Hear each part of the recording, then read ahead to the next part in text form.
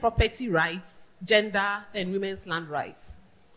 When I saw that I'm going to moderate this session, I was like, am I the one to moderate a session on clean cooking? But no, sometimes you moderate to learn. And so that is what this session is about, for all of us to learn. The three panelists we have, let me try and introduce them to you properly.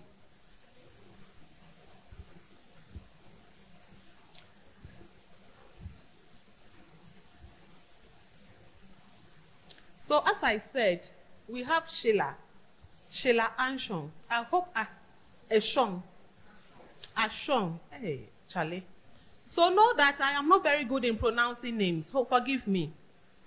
Sheila is an environmental management practitioner with nearly 20 years of experience.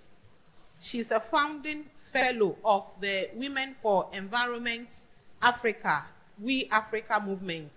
It's an organization that puts women at the heart of conversation to optimize their role as agents of change. Presently, she is an acting director of natural resources at the Environmental Protection Agency in Ghana. So Sheila, you are welcome to this panel. The next person is Patience Jibodi Alifo. Okay. So Patience is also a development practitioner and a green energy entrepreneur based in Ghana. She has a long history of working in the renewable energy industry, and she has a drive for providing clean burning bioethanol fuels and cook stoves. And she has earned several awards, including the 2022 Clean Cooking Alliance Women Leaders Award. So Patience, you are welcome to this panel. We have one gentleman. We are talking about clean cooking, and we have him here. He is Mohamed Aminu Lukumanu, right? Okay. So Aminu Mohamed is the Chief Executive Officer of the Ghana Alliance for Clean Cook Stoves and Fuels. He is a development practitioner with some 23 years of experience. He is currently leading national advocacy and campaign for universal adoption of clean cooking in Ghana. And you will understand why he's advocating for global adoption, because the clean cooking agenda is an agenda that involves all of us. So we see that we have Defina online. Hi. Can you hear us? Okay, so our sister is the CEO of the Clean Cooking Alliance. She has more than 25 years of experience in managing and leading global development, energy, and climate initiatives in the non-profit and private sectors. She has lived and worked in different countries, including Kenya and others, and she's been supporting the transition away from polluting diesel fuels to renewable sources of energy in these countries. And as it was mentioned, she's currently based in Washington, D.C., from where she'll be participating in this panel. So, Defina, thank you for coming. And we hope that the internet will support your participation throughout this session. All right, so we just want to begin our discussion. And as I said, this is about all of us. I'm not too sure how many of us actually understand what this clean cooking agenda is about and how we are all involved. So to kickstart the conversation, I just want to contextualize this subject by asking Mohammed to explain to us what clean cooking means and how we are all involved. Thank you. Thank you very much. And we express our gratitude to Her Excellency, the Second Lady, for giving us the opportunity to participate in this program. For cooking, we cook in our homes. Cooking is as long as humanity. We cook, and you cannot tell someone how cooking is. We cook in our homes, and in Ghana and in many parts of Africa and other parts of the world. We cook using simple technologies, what we call muchia in Ghana. There's open stone fire. People pick 3 stones and they construct a stove with it. People collect clay and they design their own stove and cook. And we collect firewood behind our gardens and from our farms, and we cook. Some use coal pot with charcoal, and then that is cooking. But what is wrong with cooking traditionally, as I described, is that there are a number of gases that are emitted into the atmosphere, and it starts by affecting the people who are in the cooking environment first of all. So you are cooking, and then you are affecting your own health, and then you are also contributing to the climate issues that we are confronted with. And then by large, you are also using the stove we are using is consuming a lot of the fuel. So you are cutting a lot of our forest to get firewood and charcoal. And in fact, you need between 4 to 6 units of wood to get charcoal equivalent. That is how much we are extracting from the forest. So when you are cooking this way, we said it's what is described as polluting, and then you are also contributing to climate change effect. So clean cooking, therefore, is doing the better of what I described. Using fuel instead of firewood, instead of charcoal, instead of even kerosene. You are using fuels that are cleaner, like electricity, like LPG gas, like ethanol, bioethanol, biogas. These are cleaner fuels.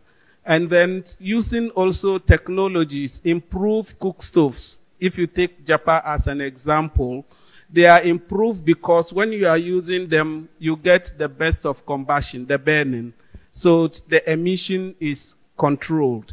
So when you are cooking and the emissions are within the guidelines of the WHO guidelines for air quality and CO concentration indoor, then we say that you are doing clean cooking, because as a country and globally there are standards.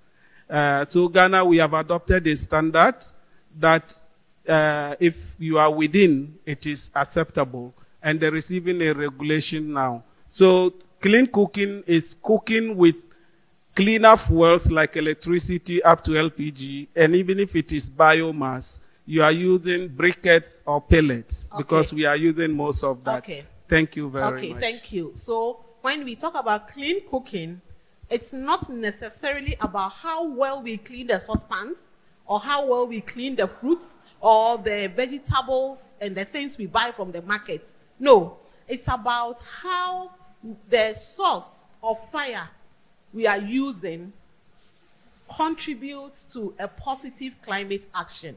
So we can use types of fuel that will not produce so much emissions, that will help to save the environment. That is what we talk about when that is what we mean when we talk about clean fuel, clean cooking. Okay.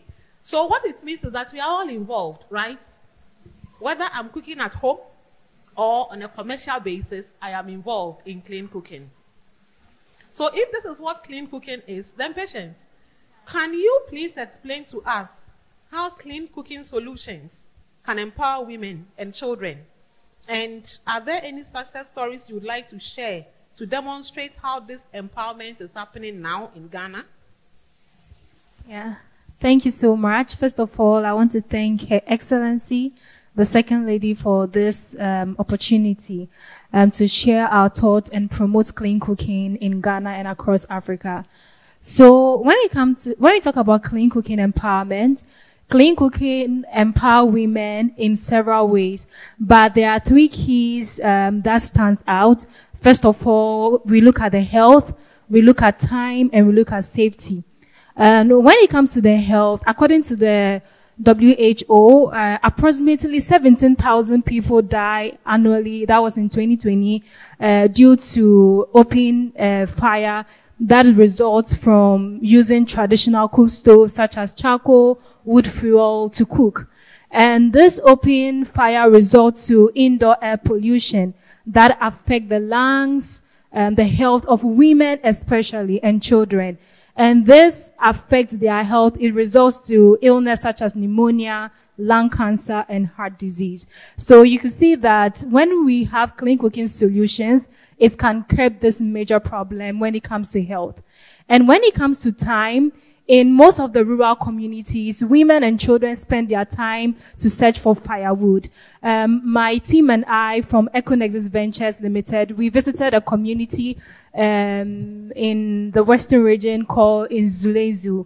And when we went there, we paid a visit to the people living on the water and realized that young girls, for them to go to school, before they go to school, they have to paddle on boat to go and get firewood, to, heat water, or have firewood for the, cooking for the day for the family. And you realize that it affects their time. For them to go to school, they have to paddle on water to search for firewood. We have the video on our LinkedIn platform. You can go and check it. So this, problem affect the time of these young girls. For them to spend their time in school, they are there fetching firewood. And even with the women, for them to spend their time to work, they have to go and fetch for firewood to affect their time. And when it comes to safety, and that is one major risk, most of the women in rural communities, some of them are bitten by snake when they are going to search for firewood. There is this vivid story, my co-founder, Prince, his grandmother was bitten by a snake when she was going to fetch firewood, and it got her paralyzed. So you can see that this really, really affects, these women and children specifically in these three ways. And when it comes to the success story, we at Econexus Ventures Limited, we have the clean cooking solution, and we are producing clean bioethanol fuel from organic feedstock.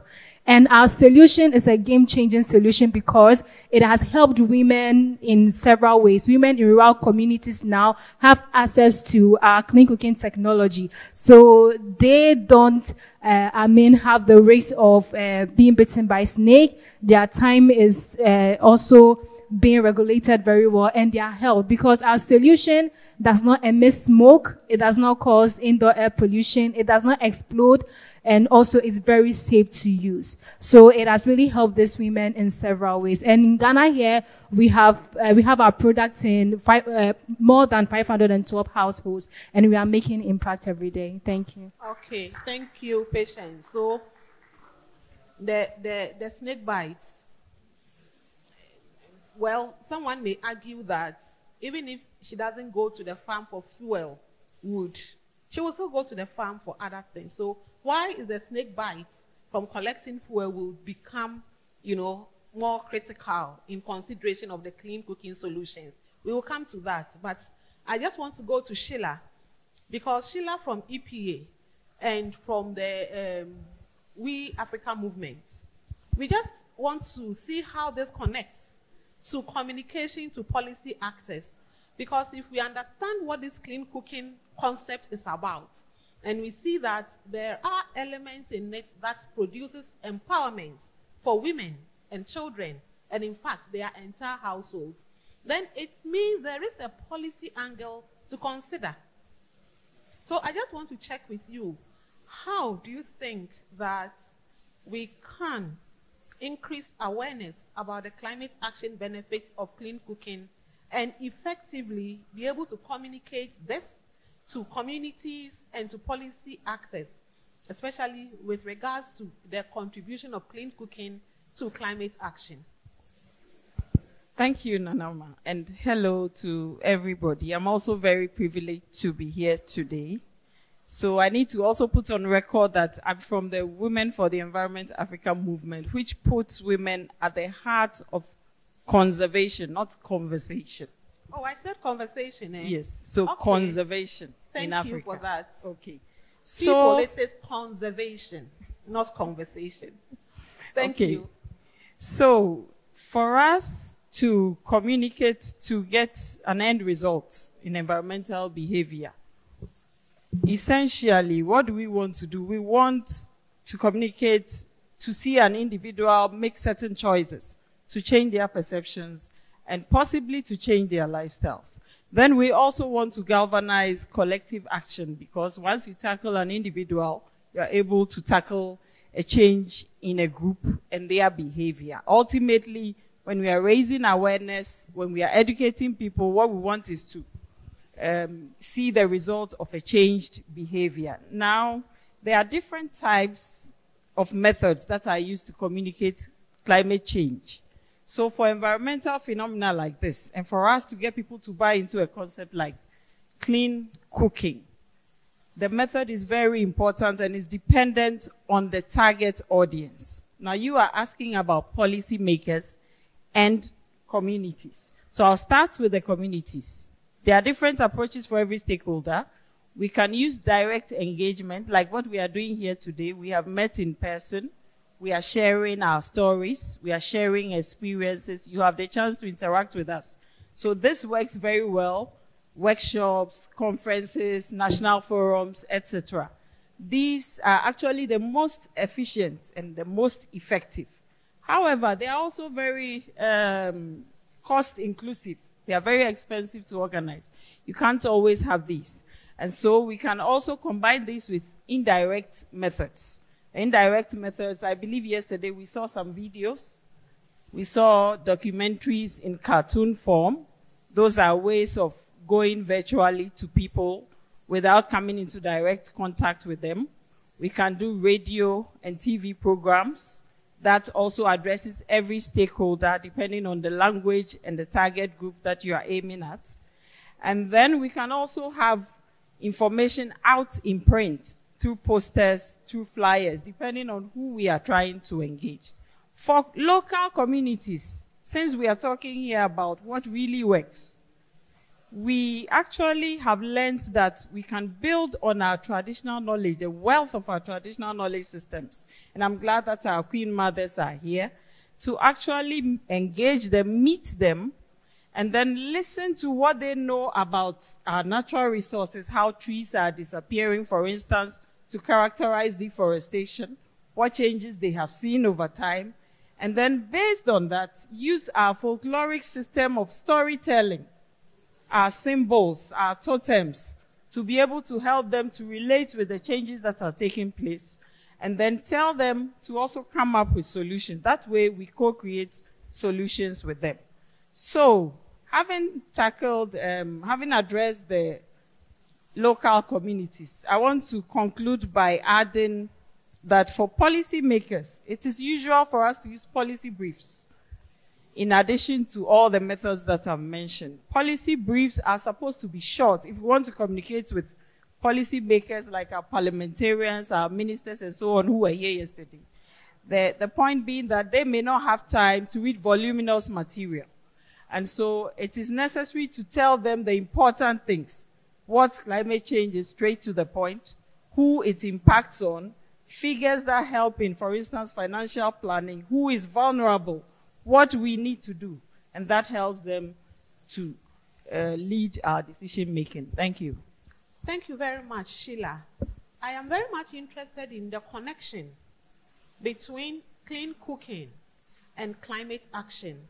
And I think, Mohammed, yesterday during our conversation, you were talking about that if we are able to encourage clean cooking, it reduces emissions and it contributes to the overall agenda of protecting the environment. Before I go to Defina for her submission, can you say something on that, just briefly on that, if you will? Thank you very much. I think the Japa cook stove that we all know, when you use the Japa cook stove, and there are other models, if you have gone to the stand, you would have seen them, modern stoves. When you use those stoves, you're actually saving between 3 to 5 tons of carbon annually. So, for instance, the 500,000 stove that the government is distributing, if they are all used properly, would be multiplying that 3 times.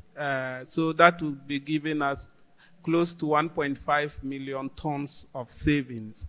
And then also the efficiency, when you use Japan, for instance, you have up to 36%, 30 to 36% efficiency, which meets our national standard. And you are also saving between 40 to 60% of fuel, which means we are reducing pressure on our forests for harvesting wood for charcoal. And when you do clean cooking, especially, you are using electricity, LPG, you are completely moving people away from biomass and saving the environment. And what is even more exciting is that in doing this, you are creating business opportunities. The 500,000 stove the government is distributing actually costs about $5 million. And government had a policy of sourcing these locally. So we have Ghanaian men and women producing the stoves and then supplying to the households. So just to stay to this point on climate action, I think these are 2 areas. The emissions are reduced, and then also the pressure on the forest for fuel is also reduced. And there is a third angle. We are dealing with waste management. And when you are able to process your waste, such as the rice husks, now even grass, coconut, we drink coconut and you see them being piled. These are all processed into charcoal briquette, charcoal from sustainable sources. So for those who say that I enjoy my tilapia when it is grilled with charcoal, we can actually have charcoal from waste, not from the forest. Thank you. So what it means is that each of us, each individual members of this audience, including ourselves, we each have the opportunity to contribute positively to emission reduction through the choices we make on the type of cooking fuels we use. Excellent. Correct? Perfect. Even if you use Japan, and there is the global carbon market. Yeah.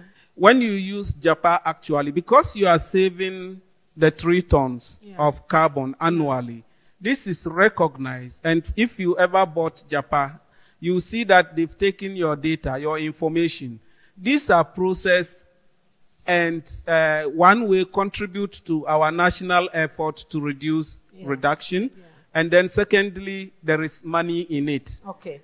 There is money. You can get between $5 or so per ton. And then this is used to subsidize the price of the technologies. That is why you get it at a cheaper price. That's very nice. Thank you. And you see, Sheila, I think this angle needs to be part of the communication, right? So the communication on the adoption of clean cooking need to include this aspect, this angle, that as you make the choice for clean cooking, you are actually contributing to emission reductions, and you are actually also contributing to employment generation for people like patients and others who are into that. Okay, we will come back to those points again, but now we want to turn to Defina. Are you there? Can you hear us? I think you are muted. So we just want to hear from you, because you've heard from the first 3 panelists. They have talked about what this concept is about and how important it is that each of us make the choice for clean cooking. But we want to find out, how can partnership between governments, civil society organizations, the private sector actors be leveraged to scale up adoption of clean cooking solutions to empower women in the process? Because as we have seen, it's important, but scaling it up for adoption is really, really critical at this point if it is this beneficial. So how do you think we can do that successfully to leverage on this advantage?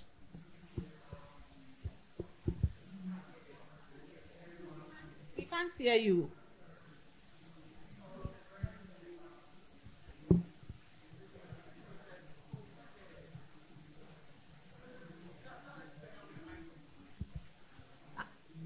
turn on your microphone, please? It's on. And it's from here.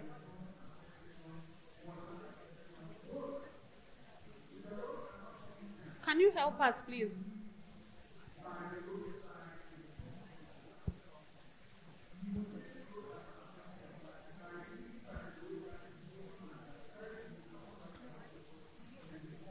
Can you try again?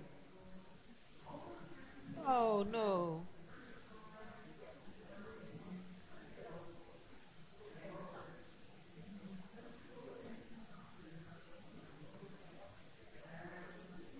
Okay, so while we wait for that to be sorted out, I also want to find out if Wanjira is online or whether she was able to send her video for us to play.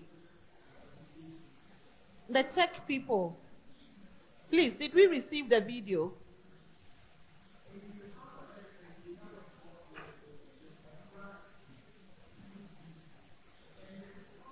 Okay, so we will get back to the online panelists, but I just want us to take another round of discussions. And we have Mohammed, we have Patience, and we have Sheila. So on the second round of the discussions, I would like to start with Patience. You know, as we have seen, there are benefits in clean cooking. So how should we be communicating the benefits to women, children, and members of the households in order to promote the adoption of these innovative cooking technologies? Because you see, it's about the women, it's about the children, it's about the entire household. And the choices to adopt these cooking, solutions is on the households to make. So what do you think can be done in a way that can successfully get the household decision for adoption of clean cooking, successful? All right, thank you. So with this, I'll take it into main flips. So first of all, when it comes to the children, I think that when it comes to the children, we can educate them in their various schools. We can engage in letting them know how important it is to save the environment by using clean cooking fuel solutions. So when we educate them and they are curious to learn more, when they get home, they are going to communicate it to their various parents. And that is one aspect of it. And secondly, when it comes to the households, we have to understand the community and the culture of the people. In Ghana here, many people find it difficult to adapt to change. They like to ask various questions. So you need to have the patience to educate them on the reason why they need to adopt to clean cooking solutions, like the technologies like our solution, and also let them know how beneficial it is to themselves. First of all, we have to explain to them that when they adopt to clean cooking solutions, it will benefit their health, their time, and their safety as well. And I'm sure everybody wants something that is beneficial to them. So when you're able to educate that when you use clean cooking solutions, you will stop, having issues with your health, such as lung cancer and heart disease. And also, when you let them know that, okay, this technology helps to save the environment, they'll be able to, relate with you and use the technology. And most importantly, you can have a clean cooking solution technology, but if it is not cost effective, if it's not reliable, if it's not affordable, many people will not adapt to it. So also that comes to, we supporting young entrepreneurs or entrepreneurs who are producing clean cooking solutions so that they can produce the fuel at a cheaper rate and also sell to the people so that they can be able to afford it as well. Yeah. So what it means is that we need to be targeting, right? In the communication, we need to be targeting. Absolutely. Looking at the culture, the local dynamics, the household systems, so that we can deliver messages that is targeted to be able to get them to understand, to appreciate, and see the value in adopting this clean cooking solution? Absolutely. And to add up to that, when it comes to the targeting, you have to explain to them in the language that they understand. You can't go and start speaking a language that they don't understand. Actually, the women in our rural communities, they are very valuable to us. So you need to explain to them in the language that they understand so that they can relate with you as well and be able to adapt to the technology you are bringing. But you see, Patience, children don't make those decisions at home. So if we will adopt any clean cooking solutions, the children are not the ones to make the choice. So how do you think we could work through them to be able to achieve some decision making at the household level, especially being children? Yeah, that's why I mentioned earlier on that when it comes to the children, the best way to get to them is through education. So in their, curriculum, you can have like competition for them. You can even help them to be creative and let them understand the impact of climate change. When they are able to relate with it very well, when they get home, they will definitely communicate to their parents. If they are not able to help their parents to make the decision, and that knowledge is in them, when they grow up, they will make that decision to help fight against climate change. That's interesting. And as we are talking, we are talking about communities and households. And our audience here are all members of households, communities. And so I was wondering if I was tempted actually to ask how many of us here are using any of those clean cooking solutions. We'll do that at the end of the session to check, because all of us are supposed to actually buy into this and adopt clean cooking solutions. But Mohammed, so listening to Patience, it makes me see that the task ahead is huge. Getting whole communities, the society, the households, adopting clean cooking solutions is actually a must if we are committed to this climate action. So far, can you tell us some of the challenges you've experienced in getting people to adopt to these changes? Thank you very much. I think the major challenge is the knowledge information gap. Many of our households, especially in the rural areas, do not have knowledge or information about the benefits as patient enumerated. People are not aware of the health effect. People are not, it's even more difficult to communicate the climate effect of the way we are cooking. So, and the technologies, the stoves, people are not even aware they are there. Japan, they may have seen it, and then you might even go to some communities who have not even seen Japan before. So that is one major issue. The second one is about the price. The price, someone was speaking yesterday and talking about he had seen a stove 300 and then they cannot afford it. But that has to do with the market model. The trader may be selling it for outright cash, which might be a barrier. And then to address some of these household level issues, I think government is doing so well by helping. In fact, the whole initiative started with Government Energy Commission some 3 decades ago, introducing the cook stove, supporting the local manufacturers, and even now deciding to buy only from local sources.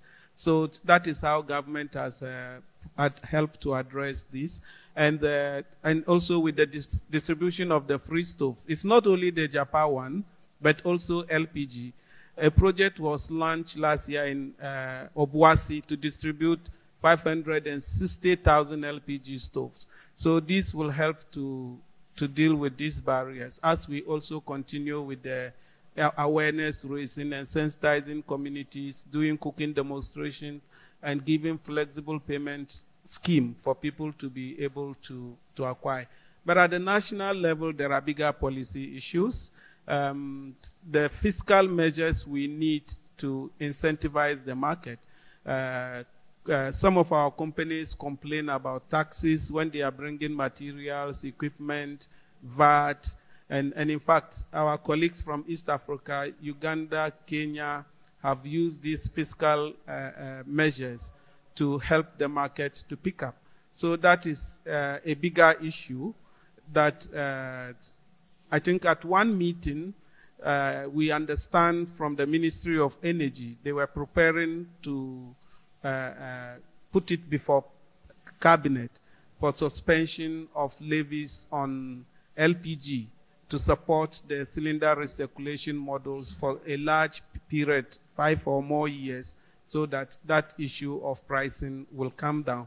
And then also the cylinder recirculation model is supposed to move the burden of buying the cylinders from people, households, and that would also help to bring the cost down. So these are some of the measures. It's a challenge, but there are initiatives to address those challenges as well.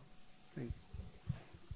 I see. So even if I am aware and I have built appreciation, okay, I still have to deal with the issue of cost, because the cost is still quite high, and for many households, it's difficult to adopt. So if there was any national policy attention to that, it could improve the adoption of the clean cooking solutions in Ghana. Very much. And as I speak, I'm aware the EPA has put together a manual and a program to support the local manufacturers to actually access the carbon market. And that will allow them to bring the price very, very low for many of the producers. Okay. So from your submission, it means if I'm using gas for cooking, is one example of a clean cooking solution? Yes, and it's cheaper than charcoal. Okay. People made, yes. So we just want to understand these things and make it very practical to ourselves. So instead of using firewood, charcoal, I could use gas, I could use electric stove, I could use the Japa coal pot, which you mentioned, and the coal pot, we use charcoal that is not made from the tree charcoal, but from other, materials that are not depleting the forest and so on. And all of that comes with a certain amount of cost in terms of the technology, which needs some policy attention. Okay. So, Sheila, I'll come to you next, but Daphne is back. Hello, Daphne.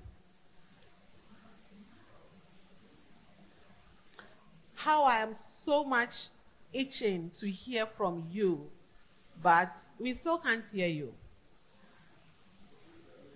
Sorry. Kindly try it again.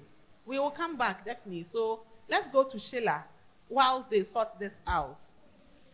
So Sheila, we just now want to talk about some specific health and environmental benefits of these clean cooking solutions we are talking about. And because you have been working in that, the EPA and in the women's agenda on this, kindly help us with some examples of specific health and environmental benefits. Okay, so I believe Patience already made my work easier when we started mentioning the respiratory diseases. So according to a report of the World Bank, of the 3.2 million deaths that were related to indoor air pollution, it appears that quite a number of them, more than 60%, are actually relating to the type of cooking methods that people were using. So that tells you that it's just to give you a picture of the scenario if we don't move to clean cooking. In addition to this, some incidences of certain types of heart disease have also been reported. So like the way we see the fishmongers with the smoke around them, the bread bakers in that oven with very heated coal and charcoal, and they are not able to even go near, and that is what you are talking about. That is what we are talking about. And these are especially high in enclosed kitchens. Yes. So if you look at boarding school settings, the kitchen, and these women stay there all day. Yes. and they are cooking. Their eyes become very red. Yes, and watery. we've even been told also about some types of tumors that people believe are linked to all these conditions under which they work. So, having given this scenario, what do we stand to benefit? So let's look at the opposite of this. Imagine if I have a clean, if I have a nice stove, gas, LPG stove, or a coal pot which is more resource efficient. It means that I'm no longer exposed to smoke. I'm no longer prone to allergies, asthma, pneumonia. All these are things which have been reported. And especially they affect our children as well. So it means that there's going to be an end to all these things. And then as we are doing this, we should remember that it's also time efficient. It's faster to cook. So I spare time.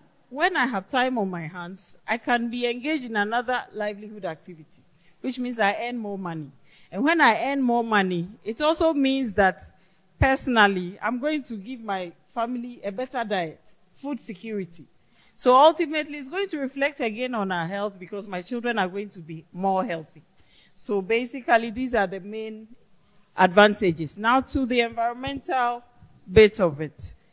I stop harvesting firewood or cutting trees or tree parts for my fuel use at home. What that means is that I've left the trees alone.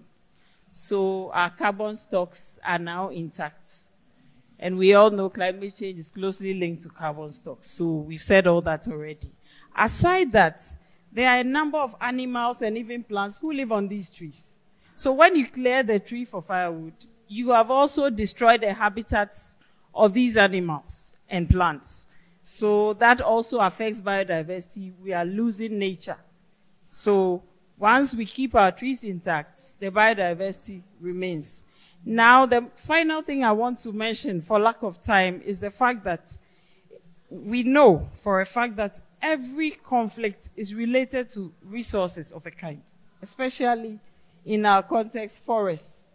So when we leave our forests alone and we switch to clean cooking and we have better pockets, heavier pockets, what it means is that we have our peace of mind as women, as households, as families.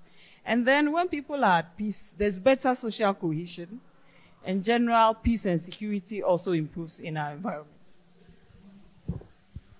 Thank you very much. So I remember when I was young, anytime we visited my grandparents in the village, and we go to the kitchen, by the time you come out of the kitchen, you'll be smelling your dress and everything will have the smoke all over you. And sometimes, depending on where the fire is lit, it can even enter the room, and the entire room and everything becomes very smoky. And so those times when my aunties, they went to school in the rural area, during break time, they had to come back home to cook and eat before they go back to school. But sometimes, because of you have to light the fire, and it takes a long time. It's not lighting. It gets to a point they have to abandon it and then just go. But with clean cooking, it means that if it is the gas you are using, you just switch it on with ease. You get everything sorted, and you can just cook what you have to cook and go away to do what you want to do. So what it means is that what we are talking about is real. It's practical. It's in our day-to-day life. And it's about choices we have to make, which will make our lives better and will contribute to the overall global agenda for climate action. So we really want to encourage you, our audience, that this is about us. It is about us. It's about our family, our households, how to make our children safe with this clean cooking. Because with what you showed me yesterday, Muhammad, what it means is that if you have a young child and you teach the child how to use it, it's safe and there is no risk of any explosion.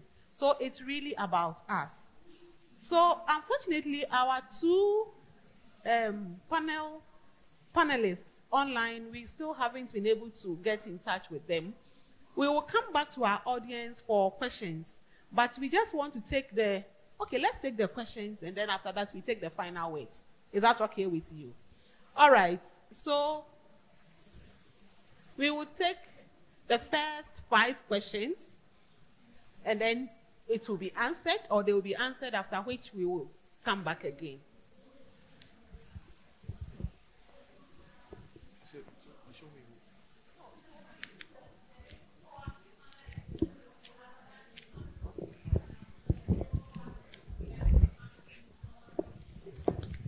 Good afternoon, ladies and gentlemen.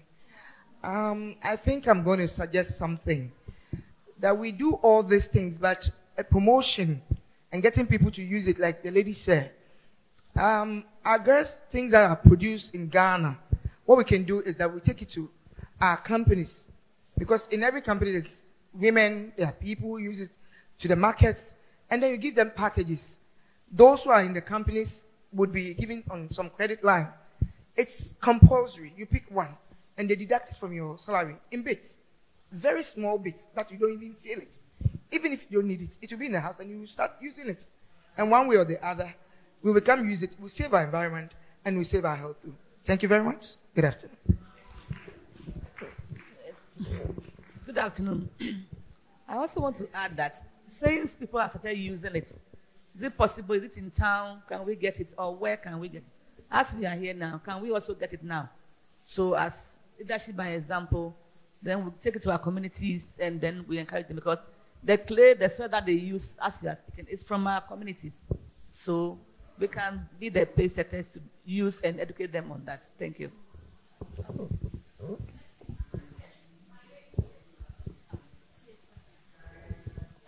Thank you very much. Thank you to all our panelists for the knowledge that you shared.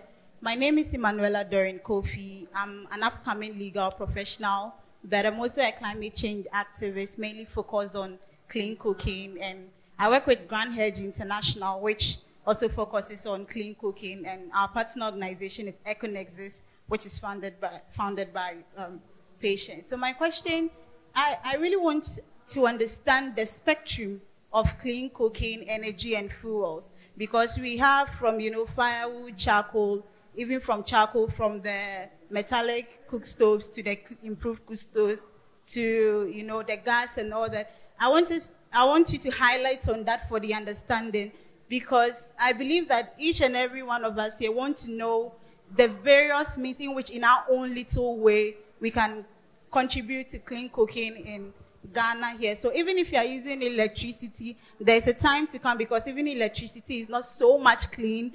It's not the highest of the spectrum. We are looking at other renewable energy so that we can rely on them. So the question is directed to patients, and I want you to highlight on the spectrum, and even your eco gel that you are producing from Econexis, on what level is it at the spectrum, and how can we all, support you as a young entrepreneur in providing more clean cooking fuels. Thank you.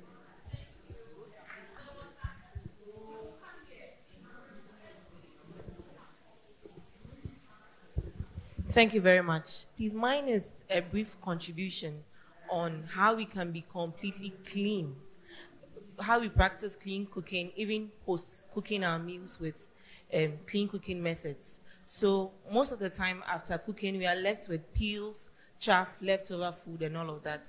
And some of these things, especially from chop bars, end up in gutters, end up in water bodies. And so we'll adopt the clean cooking methods to make the food, and then we go back to destroying the environment. I say this as a call to action on the government and relevant agencies to invest heavily in research and production of compost machines for domestic use and for industrial use. So if we have compost machines in people's houses, now we turn our leftovers, our peels, our chaff into fertilizer for our backyard gardens. And then in districts, we have 260 districts in Ghana. We can have zones in various districts where we have industrial compost machines, where these chop bars and restaurants go to deposit their food leftovers and what have you from after cooking. And then we can have fertilizer to be donated to farmers so that we can ensure that we are doing complete clean cooking. So I use electricity to cook. I use the japa to cook and all of that. And in the end, I don't pollute the environment. Thank you very much.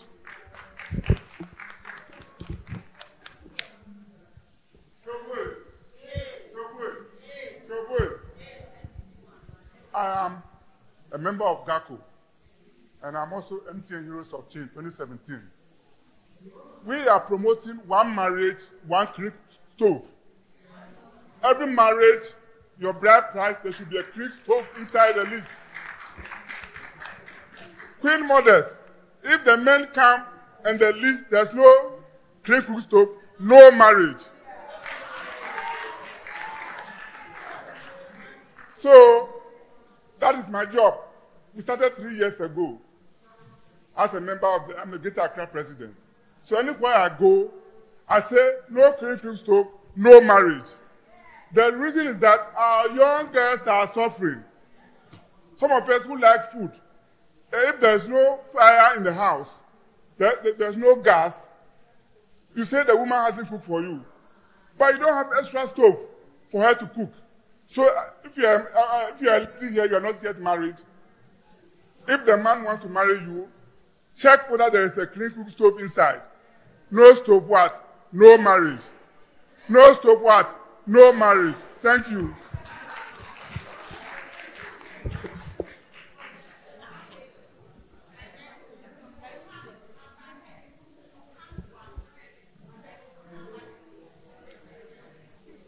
Hello. Good afternoon. Please, we are all talking about using clean fuels so that clean cooking will be achieved. We understand. But it's like we are forgetting about the risk involved when we use this gas and electricity in cooking. I would like to know, what are we going to do to convince our own people to understand that using gas and electricity is very good? I would like to understand very well so that if I also go back, I can tell my women and children. Again, talking about the school children, everything we say in the curriculum, we all know it's not easy changing it as easy as that. It's not possible. I'm a teacher. It takes time before we can add or take something from the curriculum. So I will plead, if teachers can be engaged, they will come on board. They educate us, and we take it to the class, to the classroom. During the co-curricular activities, we can teach the children. And we know children, they really listen to their teachers. They have trust in us. So this is my humble appeal. Thank you.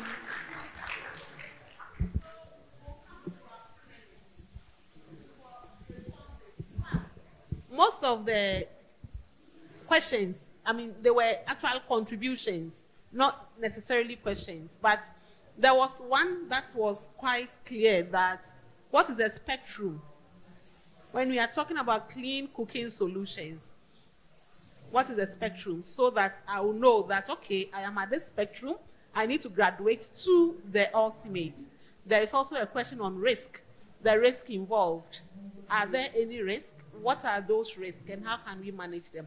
So I don't know if, Mohammed, can you take the one on the spectrum? And then Patience, if you can also talk about the one on the risk and how to mitigate those risks. And then Sheila, you can also, yes. Yes, Mohammed. Yes, I think it's directed, I think she will speak more to that. But with the spectrum, it's just the energy ladder. You start with those basic biomass, wood, and then other crop residue. And then you...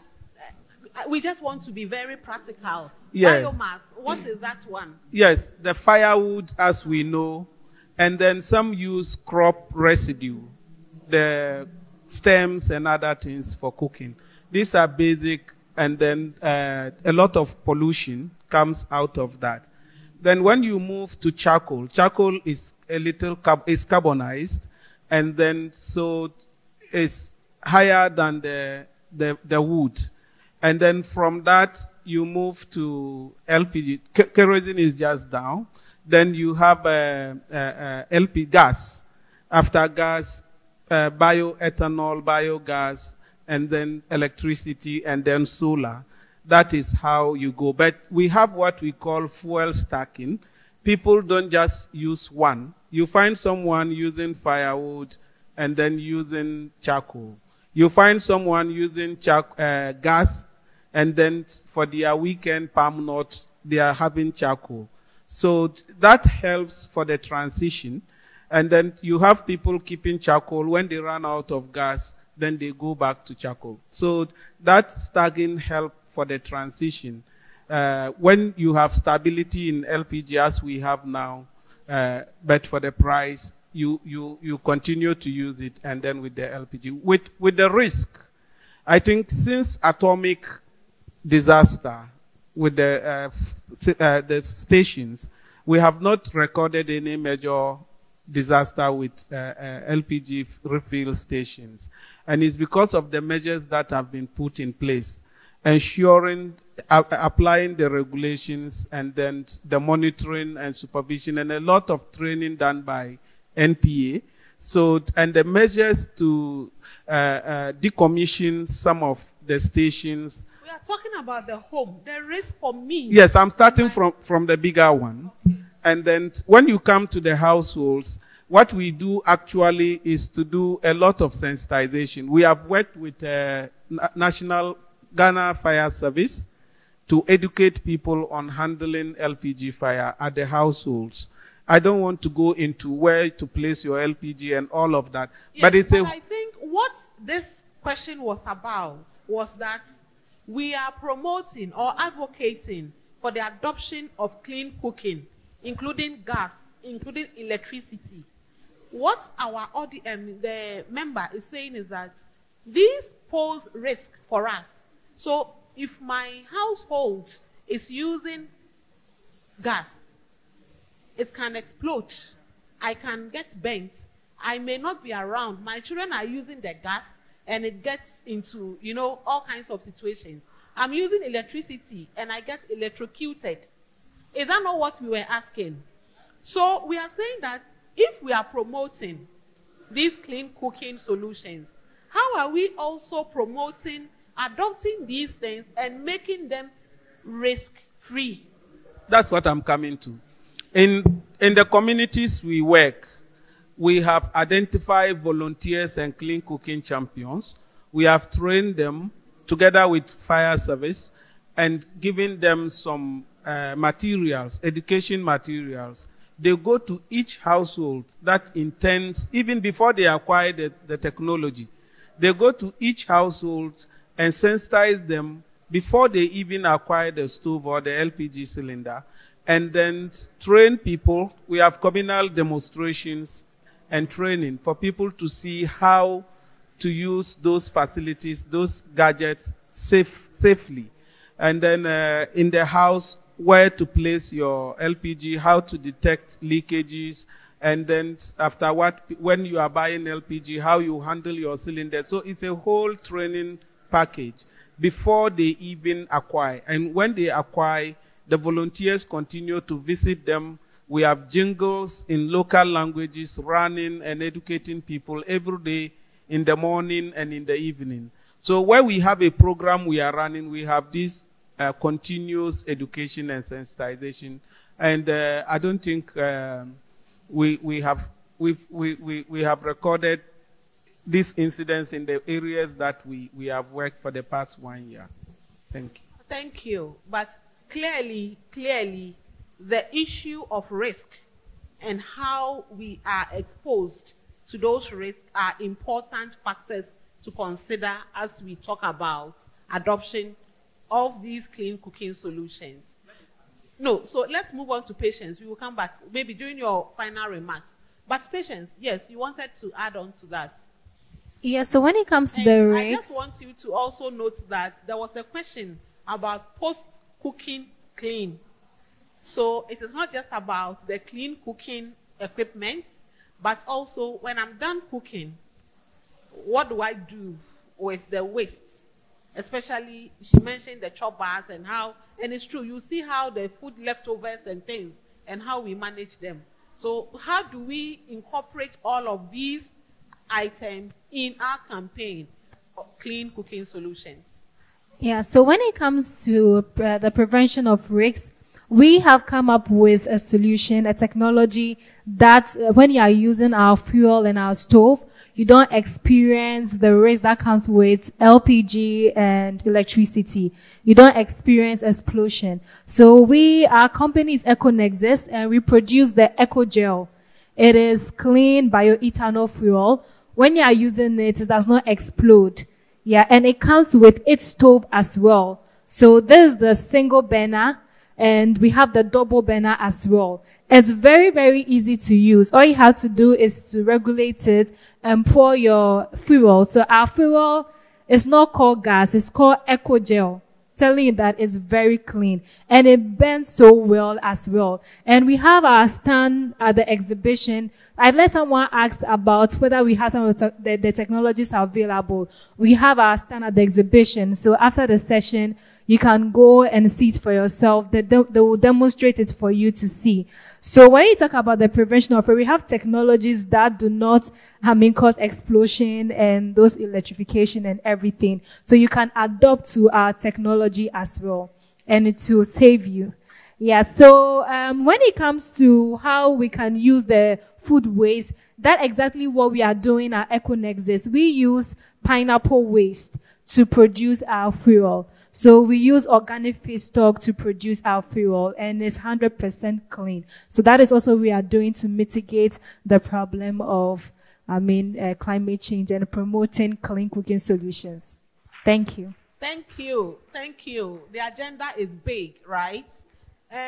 Sheila, our teacher made mention of the education, curriculum, and so on. Can you respond to that? Yes. Quickly, and then we will come back for the next round of questions. Okay, so my sister, the teacher.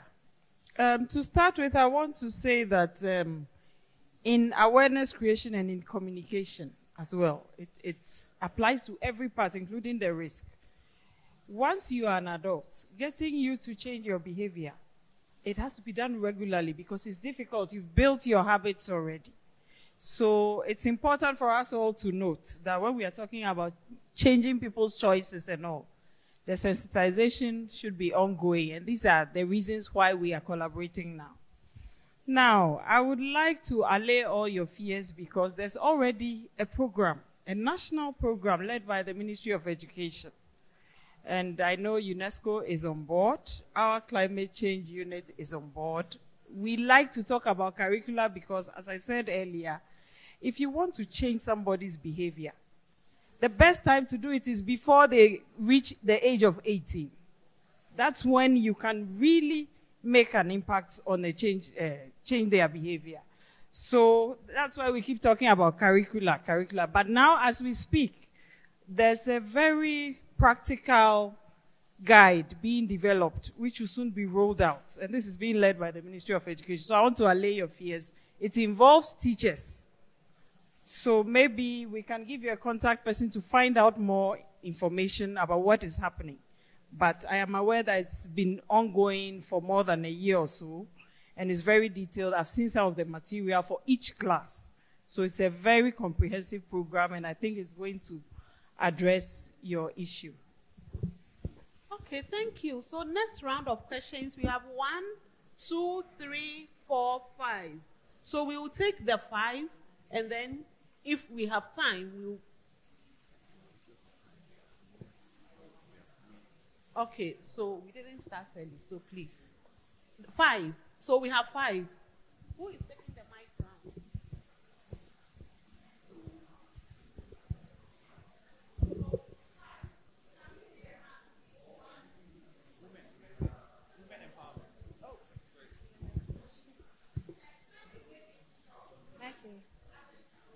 Good afternoon once again. Please, I'm Sophia from Ministry of Foreign Affairs and Regional Integration. Please, I'm pleading with you to involve the religious leaders, such as the clergy, the men of God, and then the Muslims, the imams, to talk to our various women in the rural areas. Because I think with this, some of our kayos, sorry to say, some cannot speak or understand what we are saying here. But when we involve the religious leaders, they can communicate well with them. Thank you.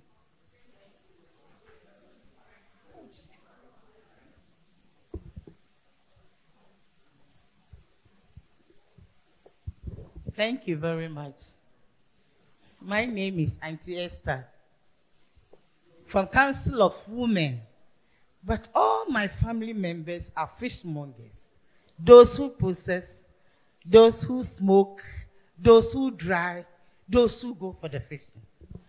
One man, one stove, one marriage, one stove. How are you engaging this woman who smoke, who dry? Because at the end of the day, every man will have to eat. And you will need this clean cook. Industrial type, what I see is very small. Can he smoke about 5 crates of fish? How do we get the larger one to smoke salmon, to smoke again, and all those things, so that we benefit from this climate change that we are talking of? Thank you very much.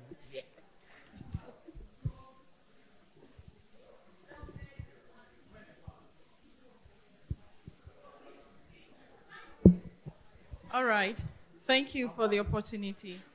I think in all these things that we've been discussing here, we should also think about sustainability. And there's a need for research. And this morning I was speaking to Mr. Mohammed that we're having research, and I live in the north. And so we're thinking of using grass, the grass that is burnt during the dry season, where we have a lot of bushfires. It's fine that we start thinking of how to convert that into briquettes. But then, I'm not sure we have done a lot of research in this area, and we're still doing that. Doing something on cost-benefit analysis of the normal charcoal and briquettes. If we don't get these things right, we can introduce them to it, but they'll just use it for a short while and go back to the wood charcoal. And so there's a need for us to consider the research aspect of the discussions.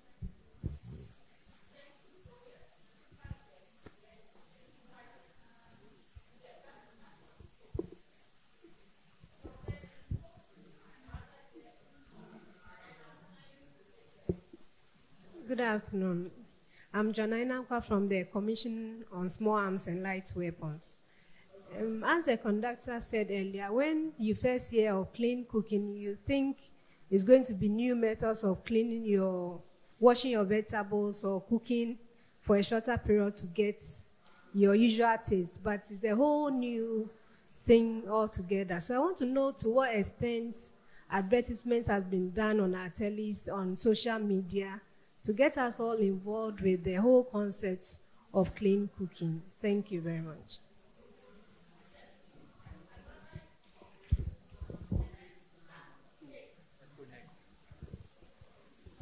Okay, mine is a contribution. In the first place, let me quickly tackle the smoke, the fishmongers is in first. Yeah, I'm with Gaku.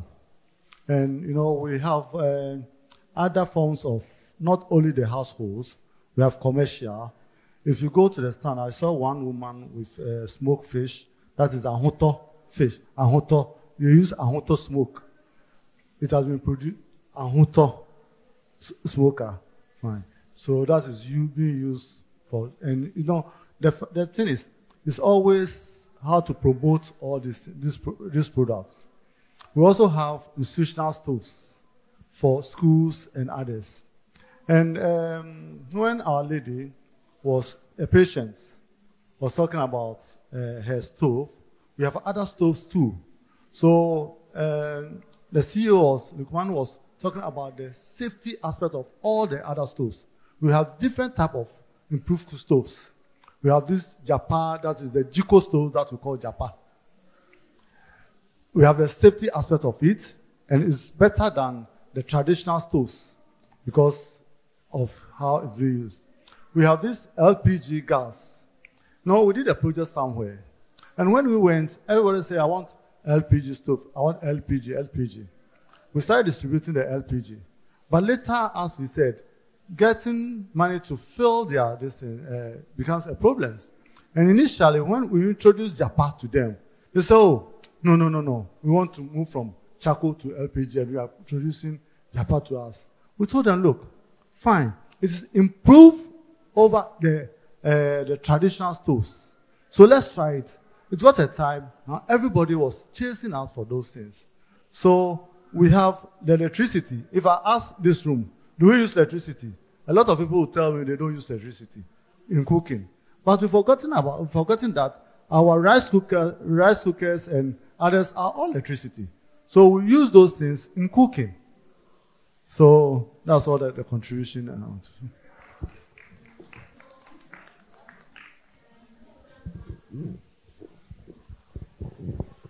My name is Faustina Boachi. Okay. My name is Faustina Boachi. From all the submissions here, I see a very big gap. And the gap is lack of knowledge.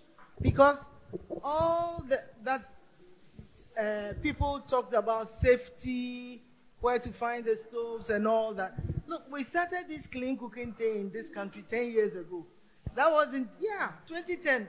But how many people know it? You know, we stayed in the city and all that, and we haven't been able to scale up to the various regions. But a lot of promotion has been done. Have you seen the one on LPG? Oba, or you see JBDA, the Amenwari Bida? It annoys me a lot, but there's so much information going on. But what I see is that we need to do more to promote these things in the countryside and in other places other than the cities. Because there's been a lot of 1.2 or more of these improved stoves that have been disseminated in this country, but still a lot of people don't know about it. A lot of people don't know about it. So we need to do more and more information sharing on the stoves. Thank you.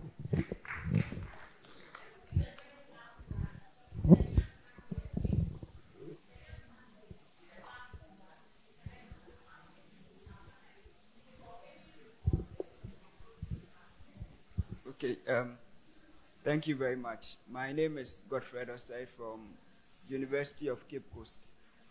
And I must first of all thank the panelists for the discussion so far.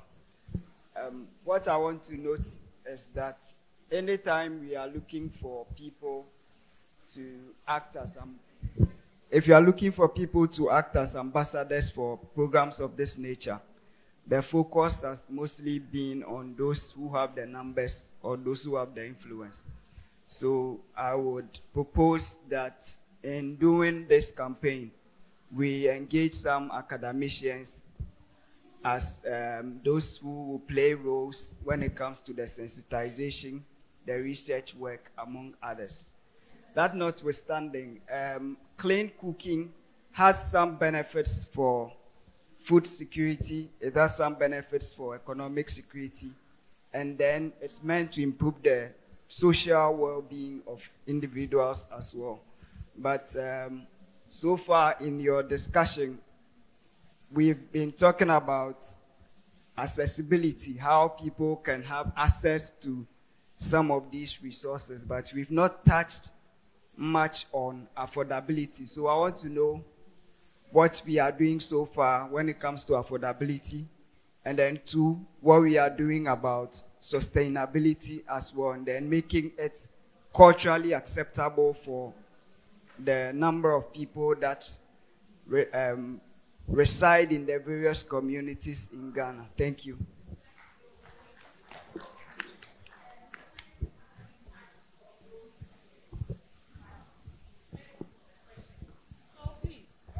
Sheila Patience Muhammad, kindly let's have your responses. There was one, mainly a lot of them are contributions to the discussion, but there was one key burning question on sustainability.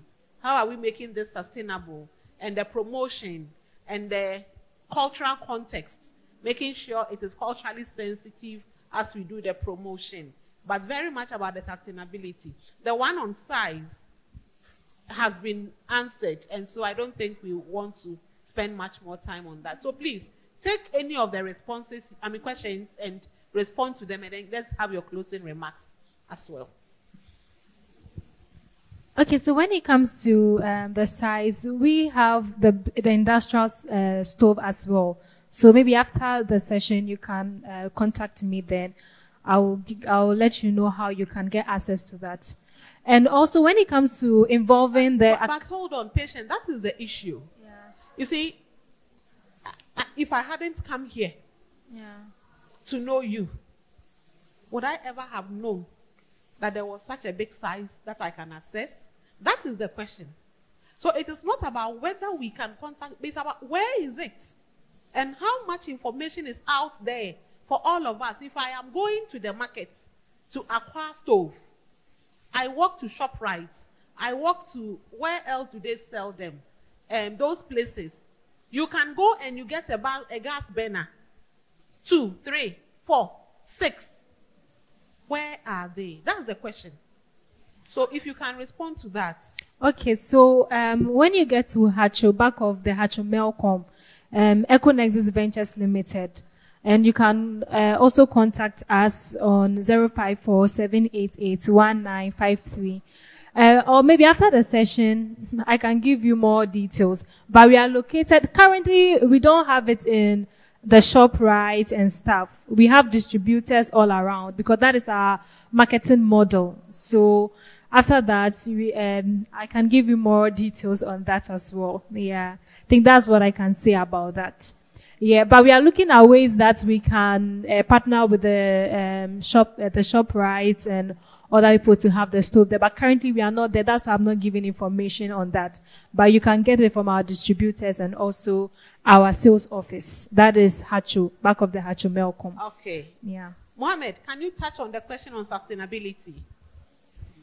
Yes, thank you very much. We've been working with research institutions, Institute for Industrial Research, and then the Technology Consultancy Center at KNUST. They have the labs, and then they help in testing. They give feedback to the manufacturers to improve on it. There are a large number of artisans producing the traditional stove. So we have program to transition them to producing improved cook stoves. And then it is now very necessary because there is an ally, a new regulation that we have national standard first of all, and a regulation to implement the standard. So if you are producing these stoves and they don't measure up to the standards, you are liable for some things, including prison terms and fines and things. So we have a program, and the law just came up. We have 2 years to comply. So we have a program to train all the artisans across the country to adopt, to improve their design. And in some areas that we work, we've actually seen welders that we have trained to now design these stoves, and they are now producing it, to design LPG stove, and they are now producing it. That is helping with the sustainability. And with the adoption and use, we spend a lot of time at the community sensitizing, doing demonstrations for people to see that it works. And then that facilitates the switch to those technologies. And the most important thing is the fuel.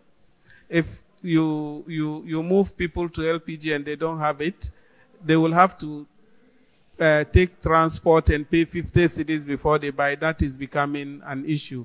So a lot of other measures are required, and I will just add my closing remark. For instance, in our schools, the school block, basic schools, they used not to have toilet and wash and washrooms and changing rooms for girls and all of that. And there was a policy to include them. And now when you design a school block, it comes with all of that. So if we have policy in the school block structure, it's included because we do school feeding programs. So if the school design, the school block, for any new school that is coming up, block, then a kitchen fitted with stove is included in the design. That will help in addressing this in our schools. And then also to say that there was a contribution, I agree perfectly with the second Queen Mother who spoke about making it compulsory. The food processors are doing business. The school feeding caterers are doing business. They make money. So let's require them to use improved cook stoves, efficient stoves, and fuels, because they are taking money. I've seen the GLSS 7, and then the rest, publishing the revenue from these agro processors. And then I took for 7 of them or 6, and that was over $120 million, not Ghana cedis. Okay. And the school feeding caterers, the money government paid them is in excess of 100 million a year, over 10,000 caterers. Okay. Yes, so there is revenue in these activities, and we can compel them to use it. Otherwise, they don't get permit to cook. Okay. And then also there are a number of measures. We've submitted policy paper. These are being considered, and that can help the market to take up. Thank you. Thank you. Thank you, Mohammed. Sheila. So I'll address the social media issue. So I was trying to be brief, but that is one major means of communicating this, especially among the youth. So I hope this answers your question. We can use Facebook, Twitter, and all that. That reaches a lot of people without having to incur a lot of costs. I hope that answers the question. And then I would also like to remind us again, the communication for impact, it has to be continuous, as he said. So all the information has to be given. Human behavior is such that we need to hear things over and over again. So if you teach me to use a cylinder now, I may forget, I may make mistakes, I'm human. So once a while, it has to be continued. And then, with your permission, since we didn't have the other speaker, I want to touch on the relevance of partnerships. We have to close. We have to close, unfortunately. So do I conclude? Yes, please, conclude and let's... Okay, so I'm concluding by saying that the earth itself is such that we are all interconnected. So the point I was making about the partnerships was the fact that we are all connected. We can't work on our own. For us to sustain this, we need to work with one another. And women, we need to help one another. We need to take care of ourselves and be our own best friends and support systems. So that's the message to the women. Thank you very much. Thank you all very much. I think this has been a very educative session. And it is very evident from what we've discussed so far that the agenda for adopting clean cooking is a huge one. It's a national effort. It is not supposed to be in the hands of just private sector actors or civil society organizations. All of us are included. And so we would want to encourage all of us here to be the forerunners, doing the education, getting households to adopt, we ourselves doing it as an example, so that in the end, gradually, systematically, we'll be able to see improvements. Should we convene the next AFRIWOCC, we hope that the story will be different from what we see today. Thank you all very much, and I really appreciate your cooperation in this.